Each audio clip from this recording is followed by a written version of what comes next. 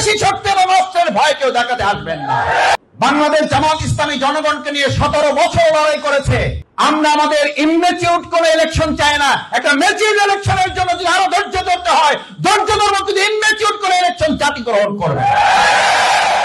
আমরা চাই দ্রুত সময়ের মধ্যে তফসিল ঘোষণা হয়। দ্রুত সময়ে তফসিল ঘোষণার দাবির অর্থ এই নয় ডাক্তার সিজার করতে চায়, মা কি বলে, বাবা কি বলে, 10 মাস 10 দিন টাইমকে ঠিক রাখ, ম্যাচিউর বেবিটা আসুক।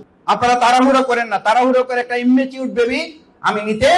আমরা লক্ষ্য করছি কেউ কেউ এরকম একটা সুন্দর নবজাতকের মুখ দেখার নাম করে ইমেচিউর বেবি পাওয়ার জন্য জনতার নির্বাচনের জন্য কেউ কেউ চাপ প্রয়োগ করছেন। আমরা কি একটা ম্যাচিউর নির্বাচন চাই, একটা ইমেচিউর নির্বাচন চাই?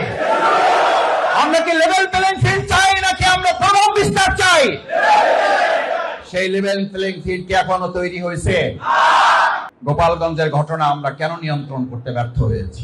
একটা জেলা নিয়ন্ত্রণ করতে যদি এই প্রশাসন ব্যর্থ হয়, তাহলে আমাকে কেন বিশ্বাস করতে হবে লক্ষ লক্ষ কেন্দ্র আপনারা নিয়ন্ত্রণ করতে পারবেন? জনগণের আস্থা তৈরি এখনো হয় নাই।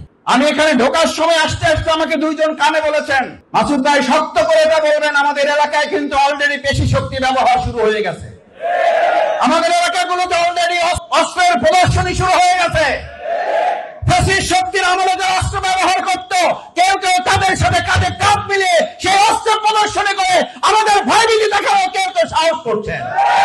17 বছর শুধু আপনাদের ওই ফ্যাসিস্ট যারা তারা না, প্রশাসনের বন্দুকের নলের মুখে আমরা 17 বছরে দলফলে কাজ করেছি। আল্লাহর রাস্তায় আমাদের পেশি শক্তি এবং অস্ত্রের ভয় কেউ দেখাতে আসবেন না। আমাদেরকে ভয় দেখাবেন না।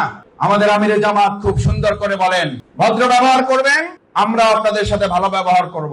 অন্যায় আচরণ করবেন, ইনসাফ করার জন্য যা করা দরকার বাংলাদেশ জামাত ইসলামী জনগণকে সাথে নিয়ে ইনসাফের জন্য যদি লড়াই করতে হয়, যদি ময়দানে আমাদেরকে আবার বুক পেতে দিতে হয়, আবার বুক পেতে দিয়ে আমরা জনগণের অধিকার রক্ষা করব।